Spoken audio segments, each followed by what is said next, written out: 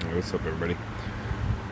Figured I'd do a quick update here. Got all this new HVAC system in.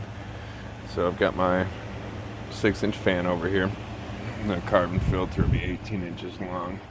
It'll fill that void there. I just didn't move my old one up because I know it's got pollen in it. But ultimately it'll sit right next to the air conditioner. Suck in nothing but cold. And then it ducts it through a 3-inch down, drops into a 2-inch, running across the room,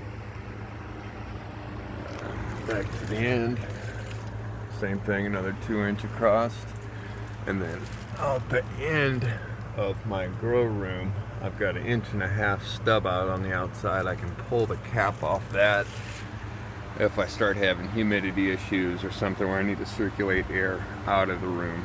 Generally, I don't do that because it's a sealed room, and I work with what I got and use dehumidifiers or humidifiers accordingly. But I figured that would be a nice little extra that didn't cost me any money.